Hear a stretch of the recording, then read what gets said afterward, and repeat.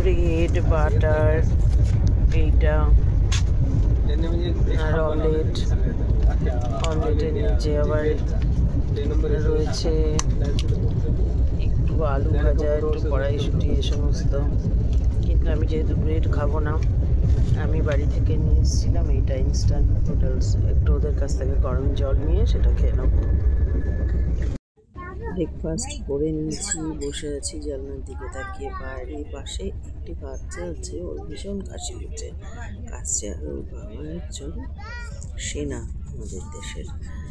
বেশ ভালোই লাগছিল, অনেক কথাবার্তা হলো। উনি পুনেতে থাকেন, বেশ ভালো লাগলো। দেখো আমি নিয়ে চলেছি, আমার সামনে আকাশ বাতাস চারপাশ চলেছে। ট্রেনটা কখনো আসতে কখনো জোরে যাচ্ছে। বেশ অনেক কিছু মাথার মধ্যে চিন্তা ভাবনা ঘুরপাক খাচ্ছে। কীভাবে পিজিটা ফুল করবো, কীভাবে বাড়িতে তো এত সময় পাওয়া যায় না ভাবনার। তারপরে একটা কফি খেয়ে নিলাম, কারণ সকাল থেকে না একদম কফি খাওয়া হয়নি, আর চা খেয়েছি একটা, একদম ভালো না। তার জন্য বেশ মজা করে অনেকক্ষণ ধরে বসে বসে কফিটা খেলাম, আর বাইরের দৃশ্য দেখতে দেখতে এগিয়ে চললাম। কত অচেনা শহরের ওপর দিয়ে চলেছি আমি, কতগুলো স্টেট পার করে তারপরে গিয়ে আমার গন্তব্যে হয়তো আমি পৌঁছবো। এক্স্যাক্ট আমি সেই ফিগারটা জানি না, তবে অনেকগুলো স্টেটের ওপর দিয়েই যাব সেটা কিন্তু আমি ভালোই জানি। এই দেখো এখানে আবার ট্রেনটা একটু বেশ কিছুক্ষণের জন্য দাঁড়িয়ে গেছে। আমিও বসেই আছি, আমি আর দাঁড়িয়ে পড়িনি, কিন্তু কি আর করার। তবে ট্রেনটা ভীষণ স্লো যাচ্ছে, যত তাড়াতাড়ি যাওয়া যাচ্ছে সেই স্পিড নেই, বোঝা যাচ্ছে। কত ঘন্টা লেটে আমি বলতে পারবো। ডাল রাইস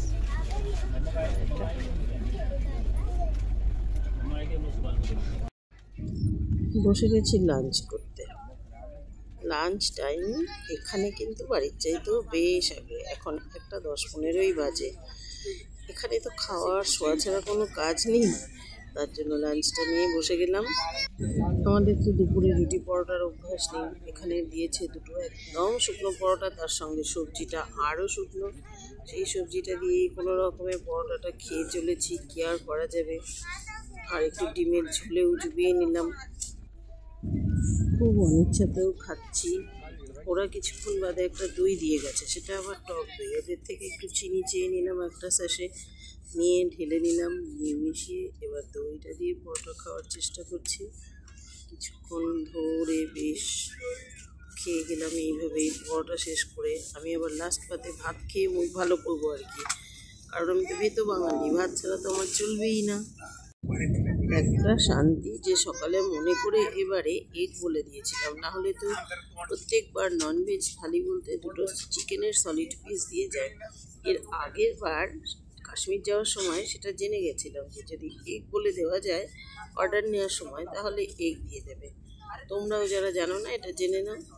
যাই হোক, এইভাবেই লাঞ্চটা কমপ্লিট করলাম আজ।